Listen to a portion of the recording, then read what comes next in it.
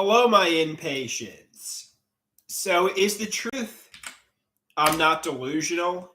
Is the truth that my parents, family, and friends really conspired into torturing me? Is that really the truth? Is the truth the HIV scare and pharmacological abuse was premeditated? Is the truth I was betrayed by everyone?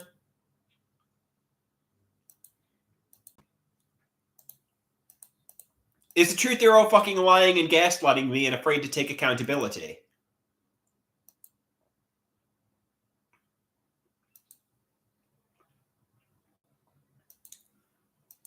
Is the truth they all fucking betrayed me and everybody's just afraid to take accountability? Is that really the reality?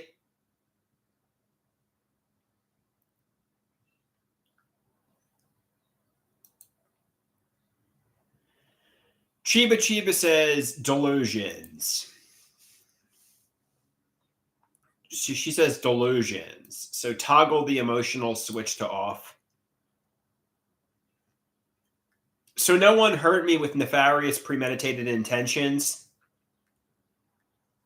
I guess calm down. That's what they tell me, at least that's what they've told me. It's not them afraid to, it's not them being afraid to take accountability. That's really the reality.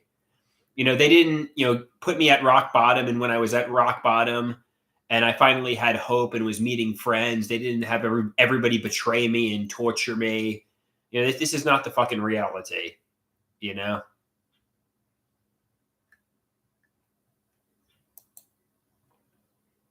Somebody says they didn't do anything. Stop asking the same question over and over again. Chris says, you seem like a great person, Andrew, but you need to accept that you need help. You need to take accountability for your life.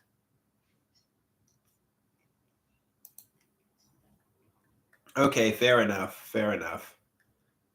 So except nobody had nefarious premeditated intentions. I know my mother says go to Starry Night Cafe tonight, but it's all low functioning people there. I don't know where to go, what to do, but sitting in my apartment is certainly, and posting on social media is certainly not healthy. Taylor says you are low functioning, buddy. Chris says at this point it doesn't matter.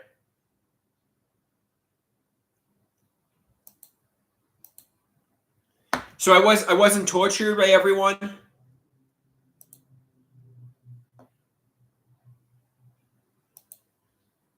There's nothing for anybody to take accountability for. My parents aren't fucking lying to me about everything.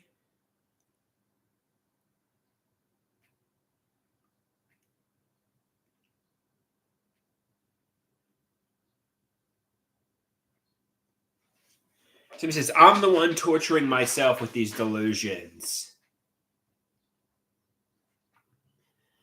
Somebody asked, how do I know what the truth is? Well, if I really think about it, I know, like they used to say, there's a line. It's fantasy and reality, and in between that fantasy and reality, there's like a line.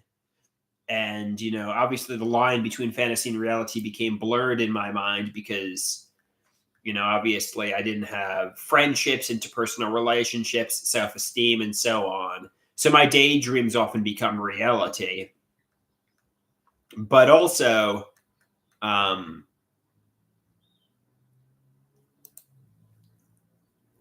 think when I really think about it, I know what the truth is. Like, for example, in middle and high school, I was bullied, and that's corroborated by others. I have a clear memory of getting bullied. When it comes to accusing my parents of sexually abusing me, like I did in 2011, for example, if I really think about it, I don't really have a memory of it. I mean, I'm coming to a feeling of conviction about what I suspect happened, that my grandfather was involved in covering up a pedophile ring, and my grandpa Reuter, and my family was all pedophiles. I mean, if I really thought about it, I mean, I suspect there are kernels of truth there. Maybe they were bullying me and isolating me and so on. But realistically, I have no memory of getting sexually abused by my grandfather or anybody on my mother's side of the family, for that matter.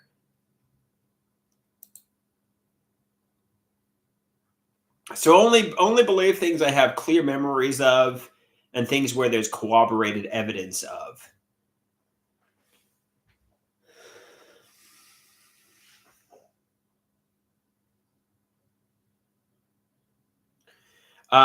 You know, and even like the HIV scare. Do I remember? You know, HIV. Frankly, I had an irrational, exaggerated fear of HIV leading up to the whole thing. I remember there were people who brought up the topic of HIV way too many times for comfort, but don't come to the conclusion they were gaslighting me into being afraid of HIV. Realistically, what happened was I stepped on something that nobody placed.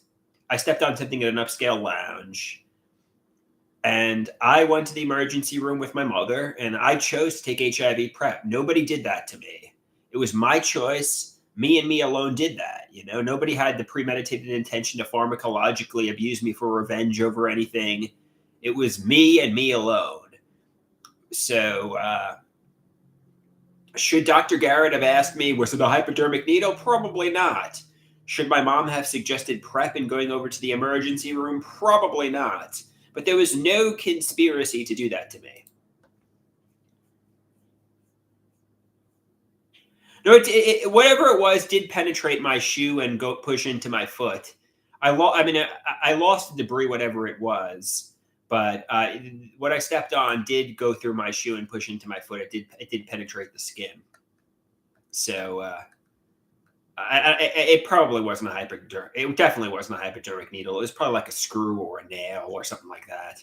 And then I threw it away, and I couldn't find it again because it was really small. But whatever it was did push through my shoe and push into my foot. But realistically, I don't have HIV. I was never at risk for HIV, and I shouldn't. I should. My mother should never have brought me to the emergency room, and but there was no premeditated conspiracy for that to happen. That part is delusional. Nobody did that to me for 20 to 25 years ago, or that part is delusional. There was no conspiracy.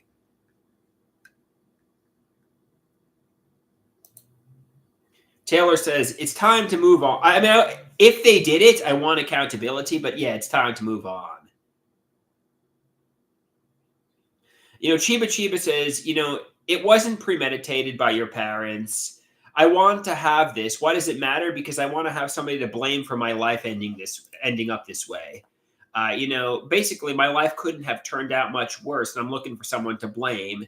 And if my parents pharmacologically abused me and gave me the HIV scare with sadistic, nefarious, premeditated intentions, well, I found the monster. I found the person who I could blame for all my problems. That would be my mother, father, and stepfather. And realistically, take accountability, take responsibility for my life having turned out this way. Blame yourself. Blame myself. Your illness is to blame. They say, look in the mirror. You're the one who's to blame, Andrew. Blame my illness. Blame myself. Or like Dr. Garrett says, you could blame the bullies from 25 years ago, or you could blame God. You could blame God, because the bullies definitely were responsible for me isolating and like slipping into a solitary fantasy world and developing psychosis. But also, that's 25 years ago. At this point, take accountability. Somebody says, the bullies definitely. Realistically, maybe they probably evolved as people and aren't the sadistic persecutors they once were. But realistically, did they derail my life and lead to me descending into psychosis? Yeah, but also, take at this point that's ancient history and take accountability.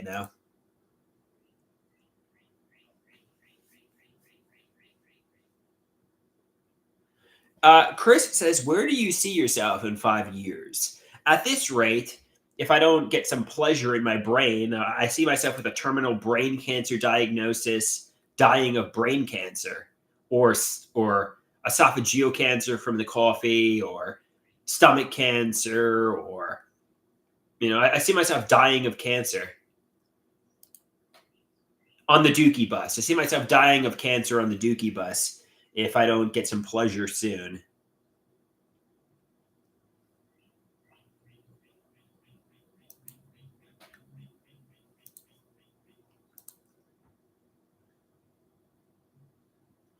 Erie says there's some we actually have a reverse osmosis water filter on our house. So we got really clean water. I know they say there's something in the Long Island water, the Bethpage plume. But we actually have really clean water, and we drink bottled water, and we have like a ridiculously I got like a ridiculous water filtration system here. Let me show you. Well, it's really hard to see, but underneath my sink, I got like reverse osmosis, I got like really insane purification, and my parents pay for it. Somebody says, "You're not going to die of cancer in fucking 5 years, Andrew. You're a hypochondriac. It's hypochondriasis. I mean, I guess it's possible, but it's probably improbable. So stop catastrophizing. I know my mother's been saying for the past 20 to 30, my whole life, my mother's been saying for the past 37 years she's going to die of cancer. And she's still alive and kicking and doesn't have cancer at, I guess, about 67 years old. So, if you listen to my mother, she would have been dead from cancer, 37 years ago, and she's still alive and kicking. So realize it's hypochondriasis. My dad has cancer. That's true. My father has cancer. But he was never really much of somebody who was, ironically, he was the one who wasn't really concerned about catastrophizing about health issues. It was my mother, and my mother's the one who's healthy.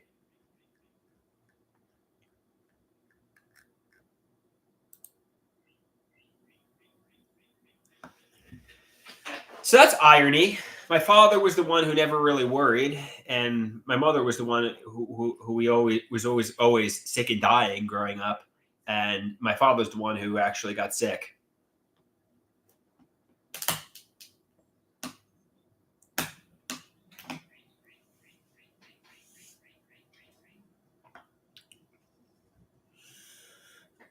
Somebody says, "Why don't you, somebody says, I'm looking for true love. I'm not looking for just a hookup. I know somebody says, why don't you go and just get a hookup? It will make you feel like an entirely different person, and it will cure the frustrations. I'm not looking for like meaningless hookups. I'm looking for true love and a girlfriend. Somebody says, you're not mentally stable enough to have a girlfriend at the moment, Andrew. All right. Maybe somebody says, if you don't have a meaningless hookup, you're not going to find pleasure for years then, Andrew. You're too sick.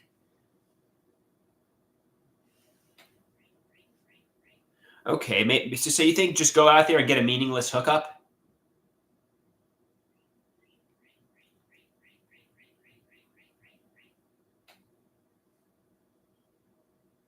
Chris says yes. Unfortunately, Andrew. So he says, what's the harm in trying to have a meaningless hookup? Well, I'm looking for intimacy, love, a cuddle buddy. Somebody says you're like a child who's playing at 37 years old, like you're a superhero. Unless somebody believes you're going to be rich and famous too, folie à deux. Unless somebody shares the delusion, there's no future for a relationship with you. You have no money, Andrew, and then nobody thinks you're going to be rich and famous. So, realistically, not to mention the mental illness. So realistically, go out there and have a meaningless hookup with somebody off Tinder. No, I mean, believe it or not, there are women who seemed interested in having meaningless hookups with me. Usually, they're a little bit undesirable in certain ways. They aren't exactly skinny, petite, and in their 20s and 30s. They're usually older than me, in their 40s and 50s. And, but also there are women who, if I really wanted to, I could have a hookup with, probably, if I put some effort into it.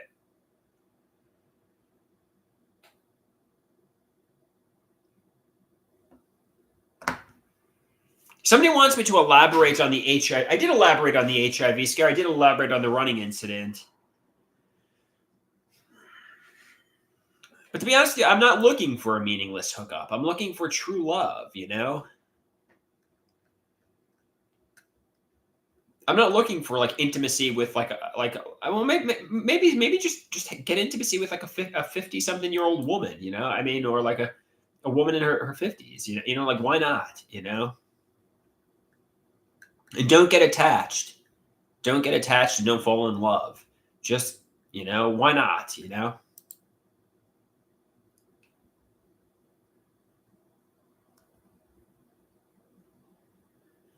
No, I'm interested in women. Somebody says, how about an older man? No, I'm interested in women, not an older man.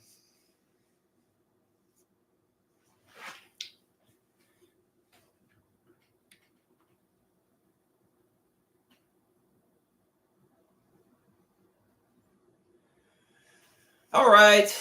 Maybe I'll call my father and ask my father if he wants me to call. I don't know what to do today.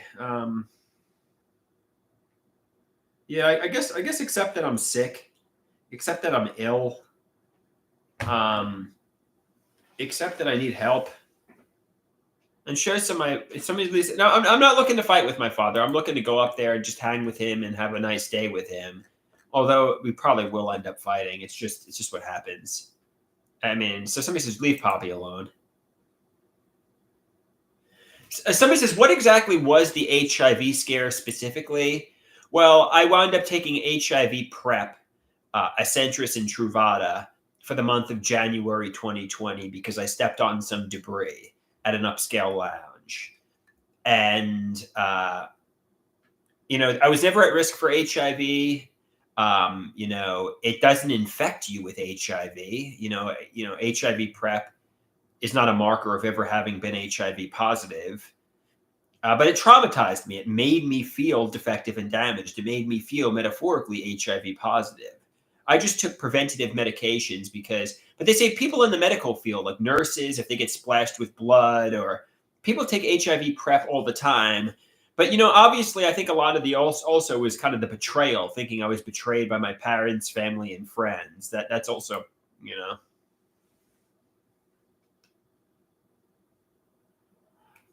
Corbus says, thank you. I've been running and he wants to know what happened with the running. So when I graduated high school, I didn't have friends in high school. I was solitary. And basically from 2005 to 2011, I started solidarity running for like 14 to 16 miles, and I would walk all day long for years. I would just run and walk all day long. I'm not even exaggerating. I would just fucking, that's all I did. I would just run and walk for years, 2005 to 2011. And yeah, I wound up isolating and running and walking all day long. That's what I would do.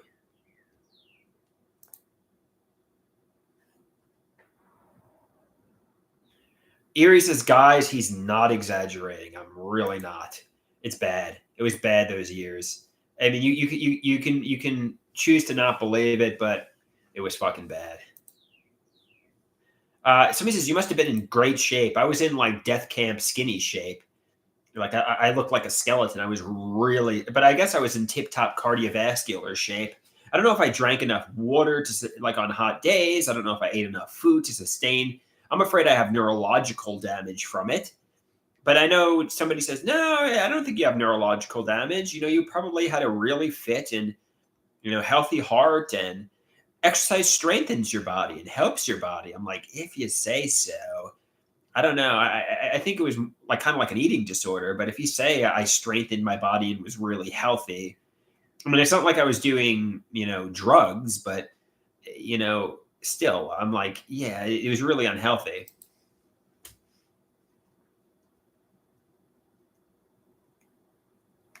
Somebody says, when was the happiest you've been in the last 10 years? I think when I was going into New York City, ironically, because I also had one of the more traumatic things, but going to the Fountain House and meeting friends there, I think that was probably the happiest I've been in my whole life, not just the last 10 years. And that was probably from 2017 till about 2021 when COVID happened. I think that was probably the happiest time of my life when I was going to the Fountain House and socially engaging and had some friends. And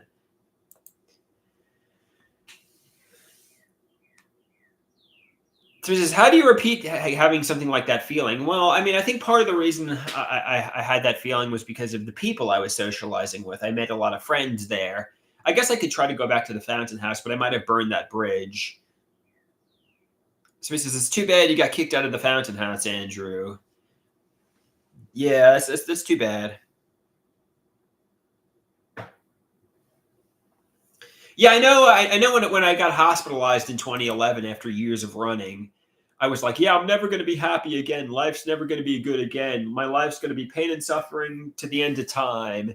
And interestingly enough, the happiest days of my life were actually ahead of me. So hopefully that's the case again. Some of the happiest days of my life were actually ahead of me. Some people think, obviously when you go through trauma, when you go through heartbreak, when you have hospitalizations, you're like, life's never going to get good again. I'm traumatized. My life is, as I know it, is over. But you might be surprised to find some of your best days of your life are actually ahead of you. But you have to make your days happen. Somebody says you can't go back to the Fountain House. I mean, I could reach out to staff and ask if they would be willing to take me back. I don't know. I mean, it's plus the train ride's expensive. Maybe it would be better to go to groups on Long Island. But yeah, it's an idea. I mean, I certainly had some fun, but it was more the people than the Fountain House. It was more the people I met there, and the freshness and the newness of New York City, and exploring the city and feeling like Mr. New York, and feeling like I'm a part of the world after sitting in a solitary Joanne Greenberg fantasy world for years. It was very much. It was all fresh and new to me, and everything was fun. And somebody says you need to go to mental health groups. Somebody says, in my experience, those kind of places are usually willing to try again if people show genuine interest in repeating relationships.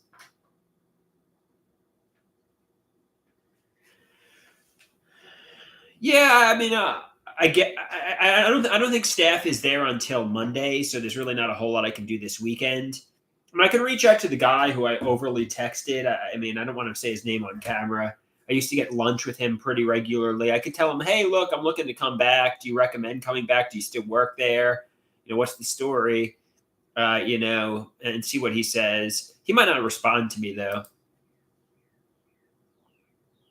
Yeah, I'll call the Fountain House on Monday and see if they'd be willing to take me back.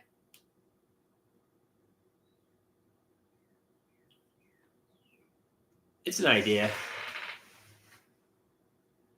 All right. I mean, I guess I could go to the Starry Night Cafe tonight. I know my mother was saying go to the Starry Night Cafe, but yeah, just go there, sit down, and see if anybody's there.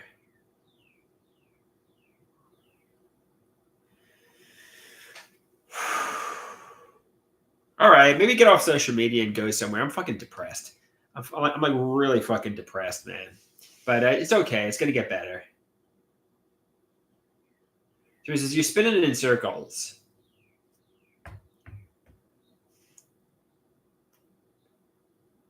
Erie says, I predict you will be bald in 2 years. Yeah, I've got a good head of hair now, but I hope not. But yeah, I'm getting older, Erie. I know. I know. I hope not. Hopefully, I'm not bald in 2 years. Why do you predict that?